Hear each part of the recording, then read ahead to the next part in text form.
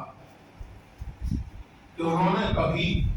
अनावश्यक रूप से अपने निजी जीवन के बारे में मुझे नहीं बताया, संघर्षों के बारे में, उपलब्धियों के बारे में, परिवार, और ये मुझे बहुत दिलचस्प लगा और अच्छा, क्योंकि ये स्वभाव की एक क्षमता भी है, मेरा भी स्वभाव इसी तरह का है। अब जो बात मुझे आचार्य जी के काम में महत्वपूर्ण लगती है, उसको मैं थोड़ा अलग ढंग से शुरू करना चाहता हूँ इस भूमिका के बाद। एक तो बात अनेक मित्रों ने कही कि आचार्य जी कवि हैं, लेकिन इसके बावजूद जैसे अभी उन्होंने कहा कि वो ह्यूमैनिटीज के किसी भी विषय पर अधिकार पूर्वक बात कर सकते हैं, तो कवि केवल अपनी भावनाओं की अभिव्यक्ति करता है, बड़ी नई और रोमांटिक बात दुनिया की किसी भी काव्य परंपरा में, ऐसी परंपरा में अगर आप देखें तो कवि और विद्वता परस्पर निर्भर है। हमें का बड़ा प्रसिद्ध श्लोक है, मुझे दुर्भाग्य से संस्कृत श्लोक याद नहीं रहते,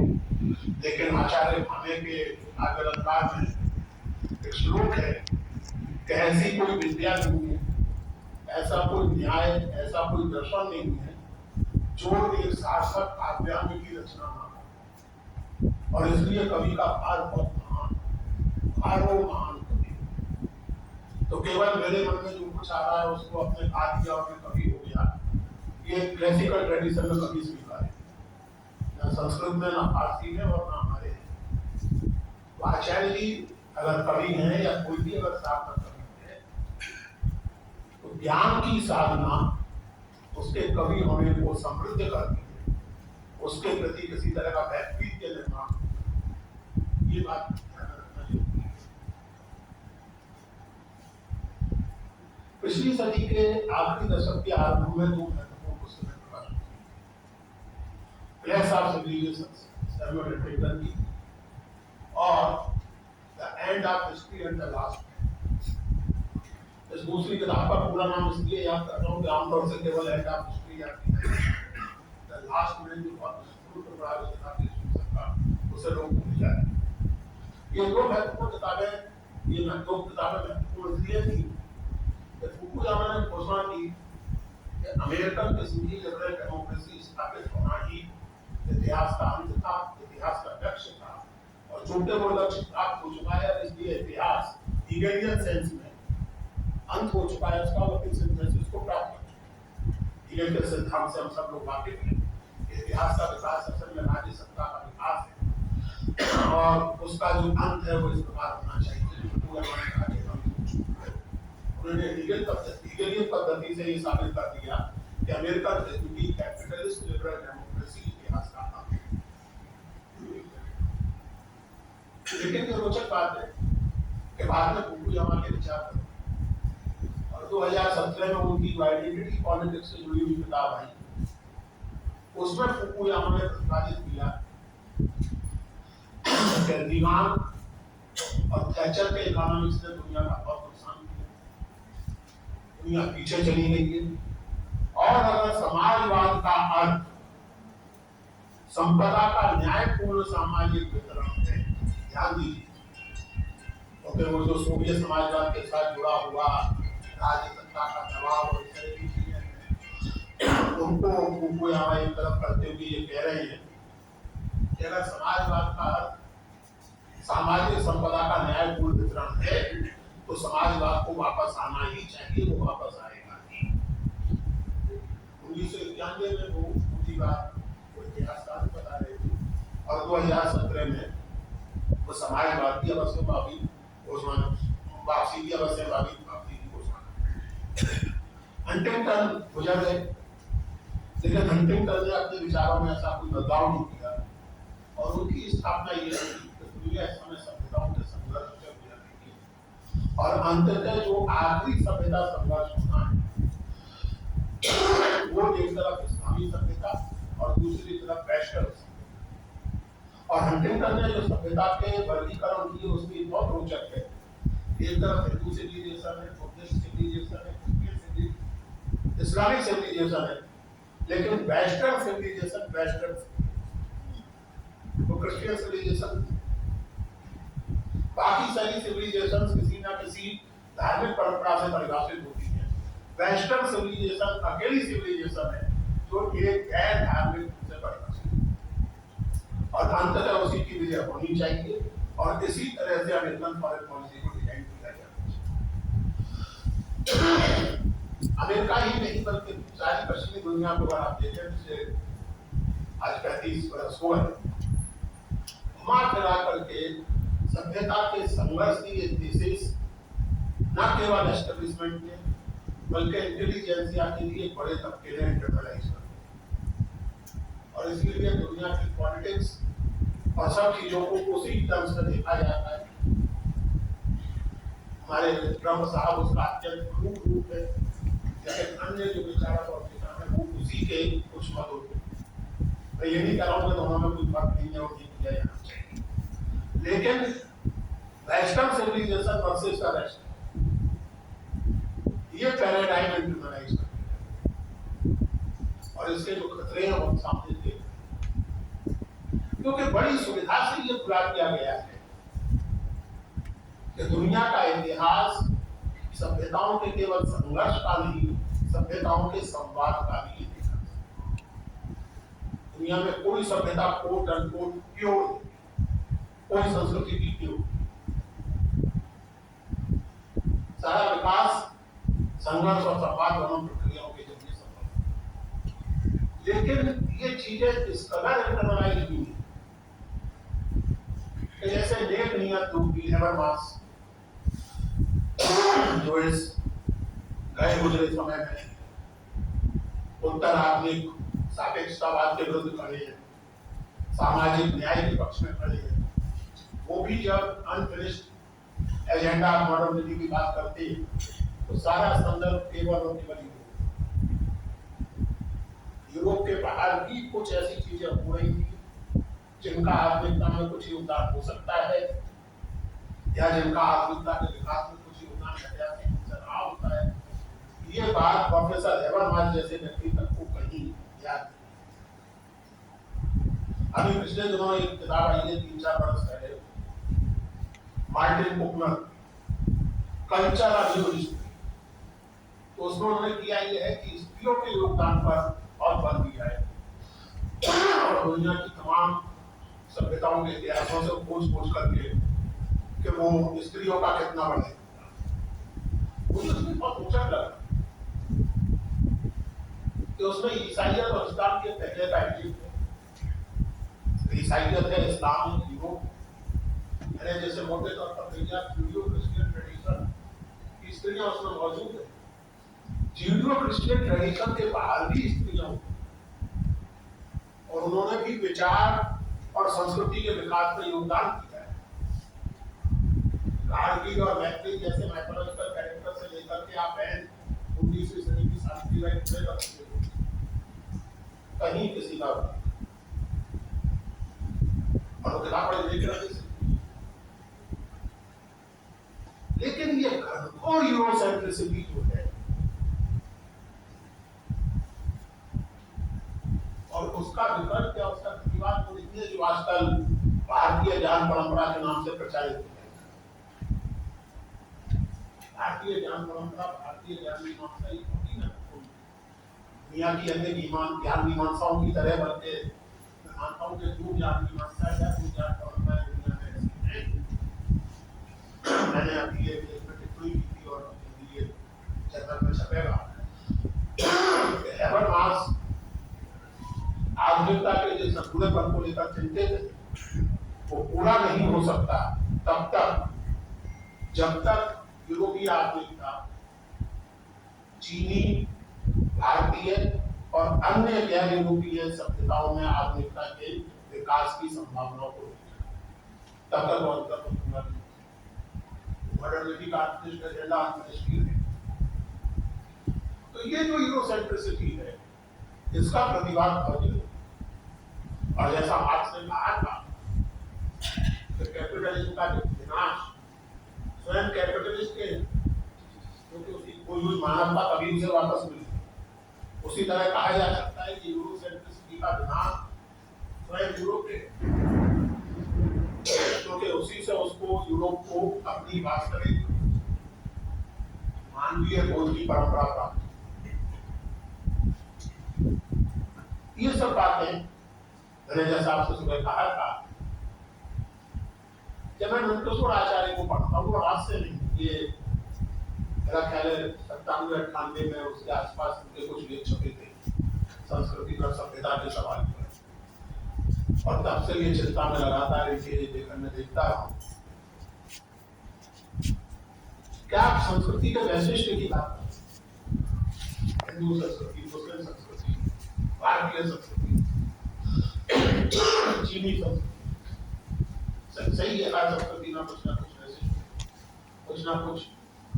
मूल्य बोध अपना उसका खास है। लेकिन अगर केवल वैशिष्ट है तो फिर संवाद की संभावना है, और अगर संवाद की संभावना नहीं है तो फिर किसी भी तरह के सार्वभौम मानवीय मूल्यों की बात नहीं की जा सकती। और अगर यूनिवर्सल ह्यूमन वैल्यूज का एक मिनिमम स्केल ना हो तो फिर किसी भी तरह की मानवीय सभ्यता की कल्पना की ही नहीं जा सकती। फिर आप केवल संघर्षों की कल्पना, साहित्य नाम जिसके जो रूप देखते हैं, साथ गणित की चिंता केवल गणित कर सकते, स्त्री का तो केवल स्त्री समझ सकते। अगर यही सच है तो साहित्य के होने का कोई औचित्य ही नहीं, क्योंकि साहित्य के होने का तो औचित्य ही वो पुराना लेकिन बिल्कुल सटीक शब्द पर आया जिस अनुभव से मैं प्रत्यक्ष रूप से नहीं गुजरा, उस अनुभव का, चाहे वो प्रसन्नता का हो, उल्लास का हो, चाहे दुख का हो, उससे मुझे गुजारना ही साहित्य का साहित्य। तो ऐसी स्थिति में आचार्य जी जैसे व्यक्ति की जो चिंता है, और ये चिंता की हर जगह कि संस्कृति और सभ्यता तो ठीक है, सभ्यता एक स्तर पर सभ्यता सत्ता और संपदा की रक्षा के लिए किया गया आयोजन भी, उसके बिना कुछ परंपराओं में सभ्यता की रक्षा नहीं की जाती। सिविलाइजेशन का मतलब ही है प्राइवेट प्रॉपर्टी की रक्षा के लिए किया गया कुछ लोगों के अनुसार। लेकिन अगर हम संस्कृति और सभ्यता की मूल्य पर चर्चा करें तो क्या सारे मूल्यों के बिना इस तरह की कोई चर्चा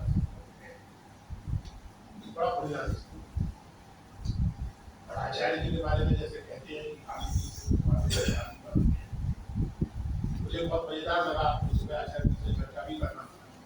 नोवा पर आपकी जो किताब है तो उसको यही से तो उसकी भूमिका में प्रकाशक की ओर से या जो भी उनकी ओर से जैसे किंचित चिंता के साथ ये नोट किया गया है, इन पर कुछ प्रभाव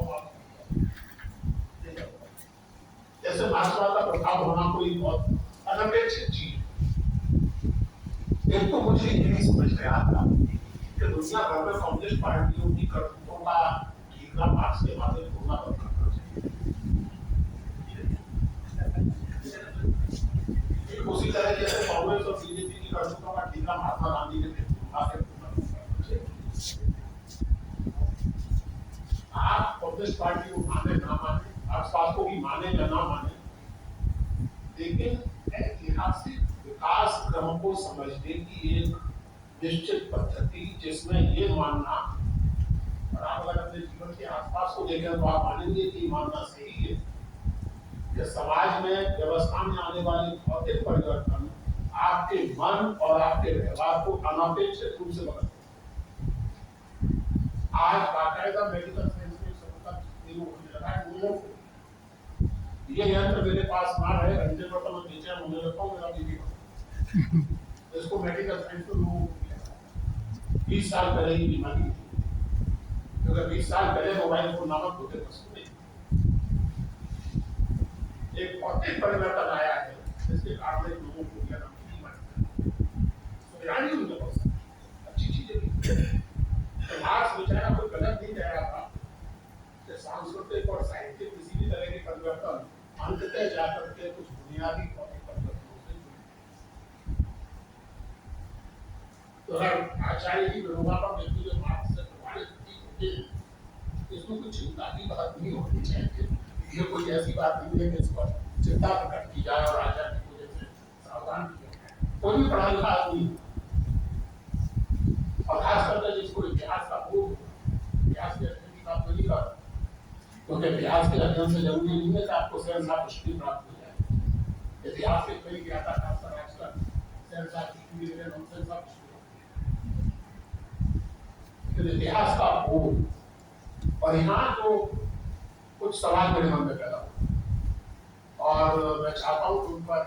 आचार्य जी और तमाम इस तरह के लोग जिनकी इन चीजों में दिलचस्पी है वो इस पर विचार करें। अभी कहा गया अराजकतावाद का उल्लेख हुआ, तो शायद आपने या किसी ने समाज में राज्य सत्ता का न्यूनतम हस्तक्षेप बहुत अच्छी, लेकिन इसका मतलब क्या है? किस स्थिति में जाकर के आप कल्पना कर सकते हैं समाज में राज्य सत्ता का न्यूनतम राज्य समाज में राज्य सत्ता के न्यूनतम हस्तक्षेप का एक मॉडल अमेरिकन मॉडल लिबर्टाइन, जिसमें आप कितना भी कमाइए आपको टैक्स नहीं देना पड़ेगा, बल्कि वहां का टैक्स है। एक बार वो दुनिया के सबसे धनी कहलाने वाले कौन सज्जन है जो इन्वेस्टमेंट बैंकर उन्होंने वजहदार उसकी नीति का जितना टैक्स न दिया था उससे ज्यादा मेरा सेक्रेटरी वही तरह का राज्य सत्ता का इतना न्यून हस्तक्षेप, राज्य सत्ता का इतना न्यून हस्तक्षेप कि अमेरिका में जेलें भी प्राइवेटाइज हैं, आउटसोर्स, और जेल में रखने के लिए सरकार पैसा खर्च करती है लेकिन खुद नहीं खर्च करती, प्राइवेट ऑपरेटर के जरिए। इतना न्यूनतम हस्तक्षेप कि कम्युनिटी कॉलेज का मतलब ये घटिया कॉलेज, हर अच्छे कॉलेज हर अच्छी यूनिवर्सिटी को बाय डेफिनेशन प्राइवेट। आपके बेटे का किसी कम्युनिटी कॉलेज में दाखिला हुआ है, ऐसा एक ही मतलब है कि आपके पास पैसा है। किस न्यूनतम हस्तक्षेप, और खास करके भारत जैसे समाज हम इन सब चीजों पर गंभीरता से थोड़ा विचार करें। भारत जैसे परंपरा और विभिन्न प्रकार की अच्छी और बुरी परंपराओं से बद्ध समाज में क्या हम ऐसी राज्य सत्ता की कल्पना कर सकते हैं जो समाज में न्यूनतम हस्तक्षेप करे, अर्थात किसी भी तरह की सामाजिक कुरीति के खिलाफ कोई कानून है, किसी भी तरह के अन्यायपूर्ण आचरण के विरुद्ध कोई कानून न बनाया, तो किस स्तर पर जाकर आप उसकी बात कर रहे हैं? जब जिनको हम गंभीरता से अराजकतावादी विचार कहते हैं तो सीधे राज्य सत्ता के विलोपन की बात नहीं करते, उससे पहले की बहुत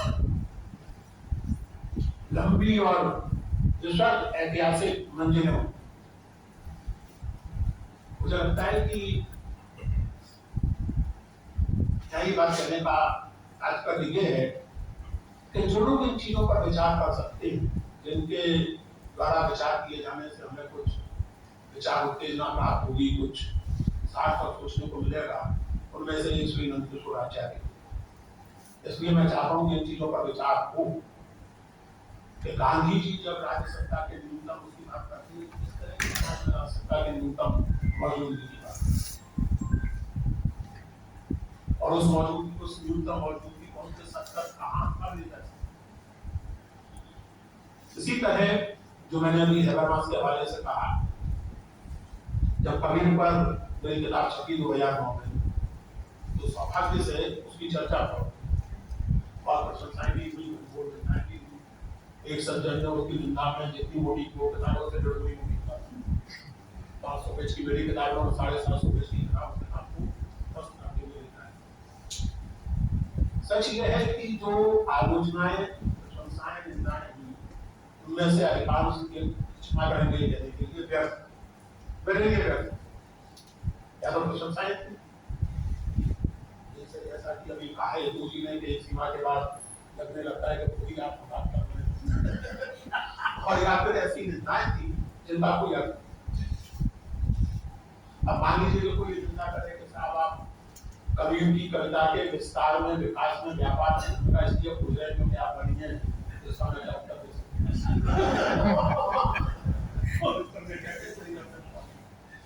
और जो करने वाले थे उनसे मैंने एक दिन मिल गए थे, आप बातचीत में मैंने उनसे ये जरूर कहा था कि वैसे यह होता है भाई कि यूरोप में व्यापार का विकास होता है तो सामान की जरूरत कम होती है,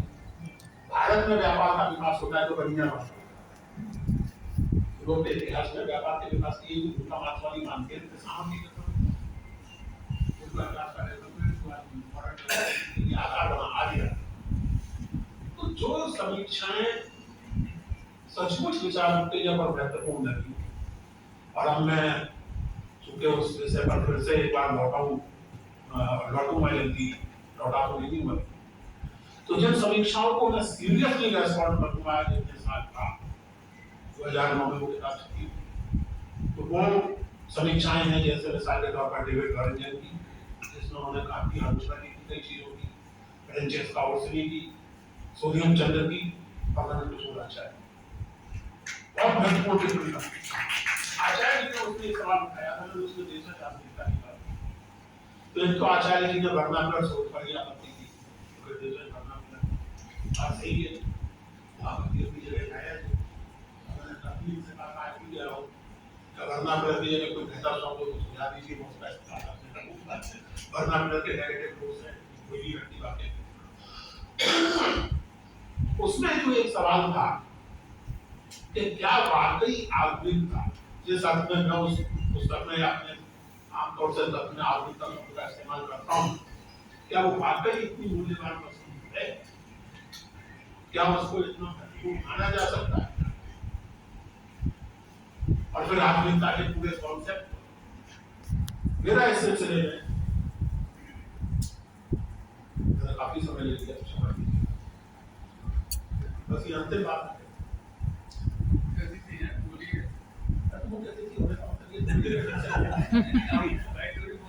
शुरुआती चेतावनी तो थी, आप चाहते हैं कि चेतावनी तो बोलो तेल भी नहीं चला, तो तुम्हारा को तेल में डालना, तो शुरुआत चेतावनी थी, आप चाहते हैं कि चेतावनी से मैं ये कह रहा था कि ये सुधीर चंद्र ने भी वही सवाल उठाया, कोई आधुनिकता की बात करती है, लेकिन आप तो वही यूरोपियन आधुनिकता की बात कर रहे हैं, और उसे भारत की अपनी आधुनिकता की बात। मेरा यहाँ एक जिसको कहते हैं कि वो ग्रीक फिलॉसफी में तर्क है ओडिया, जैसे कहिए कि असमादेय किस्म का अंतर, जिसका बड़ा प्रसिद्ध उदाहरण है ग्रेट नाम का नगर झूठों के लिए, बहुत सारे जो राज और फेडुकिस्ट के लोग थे, अधिकांश आबादी, तो ग्रीक फिलॉसफी में एक उदाहरण है ओडिया का दिया जाता है कि क्रेटन ने कहा कि क्रेट के सारे लोग झूठे, और क्रेटन कह रहा है और सच बोल रहा है, अपने आप को लोग दिया कि क्रेटन है, और अगर झूठ बोल रहा है तो समझो कि क्रेटन सारे लोग झूठे नहीं, बहुत सच्ची भी होती है। तो ये जब हम आधुनिकता की बात करते हैं, और यहाँ आचार्य की मौजूद है और आज तो शायद इसका इसमें नहीं होगा, मैं इस संवाद को जारी रखना चाहूँगा। मैं आपसे कह रहा हूँ, आप एक और संस्कृति के सार्वभौम मूल्यों की बात करते हैं, बिल्कुल सही कर, और ये सही रेखांकित करते हैं कि सभ्यताओं की अभिव्यक्तियां विभिन्न हो सकती हैं, और उनके मूल्य भी एक स्तर पर विभिन्न हो सकते हैं, लेकिन कुछ है जो सार्वभौम या होने चाहिए, अगर नहीं है तो होने चाहिए। तो अगर आप सार्वभौम मूल्यों की बात करते हैं और आधुनिकता को एक मूल्य व्यवस्था के रूप में हम देते हैं, तो फिर उसमें एक सीमा के बाद भारतीय या यूरोपीय आदि आदि का आप अंतर कर सकते हैं, लेकिन बुनियादी तौर पर तो कुछ ऐसा होगा जो आधुनिकता मात्र में होगा, चाहे वो यूरोप में हो, चाहे भारत में हो, चाहे लैटिन अमेरिका में। और पिछले 50-60 साल में आधुनिकता की जो गंभीर ऐतिहासिक ये नहीं, उसके बाद कम से कम मैं तो यही मानता हूँ, संजय सुब्रमण्यम इतिहासकार उनकी बात से मैं तो पूरी तरह से आधुनिकता कोई वायरस नहीं है कि यूरोप में पैदा हुआ। संजय सुब्रमण्यम तो स्वप्न में भारत की बात अक्टूबर था, जो 16वीं-17वीं सदी में दुनिया भर में कहीं ना कहीं उसके विभिन्न प्रकार के रूप हैं, और यही मैंने हेबरमास के उस राष्ट्र पर टिप्पणी की है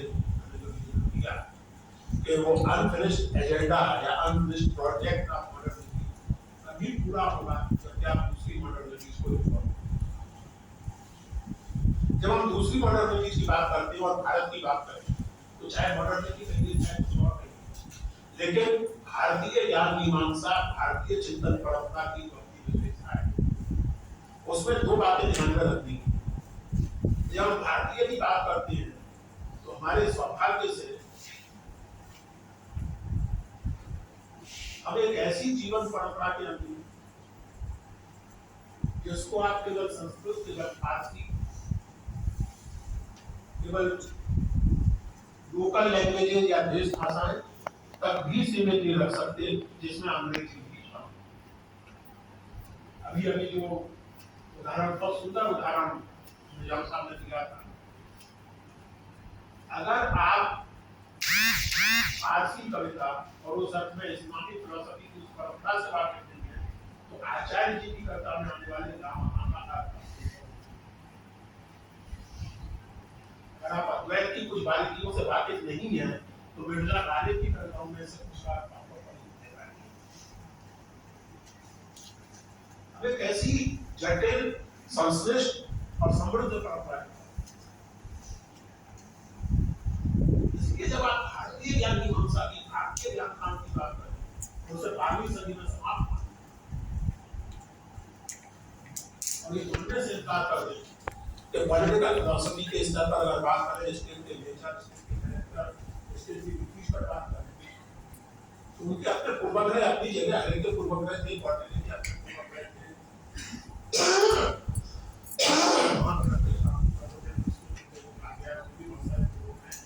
जो आज आपको अटपटे लग सकते हैं, जो आज आपको बहुत अटपटे लग सकते हैं, लेकिन क्या अबुल फजल के राज्य सत्ता संबंध चिंतन का भारतीय चिंतन परंपरा की, तो ऐसी स्थिति में जब हम भारतीय संस्कृति के अपने विशिष्ट मूल्यों की बात करते हैं और एक व्यापक विश्व संस्कृति में उसके योगदान की बात करते हैं, मुझे लगता है कि जयपुरिया से बाहर निकलकर ही सोचना, ये मानना होगा कि सारी विशेषताओं के साथ संस्कृति की तरह ही आधुनिकता के भी कुछ सार्वभौम लक्षण हैं, जो अपने अपने रूपों में भारत में प्रकट होते हैं, यूरोप में प्रकट होते हैं, और उनके बीच संवाद की बेहद,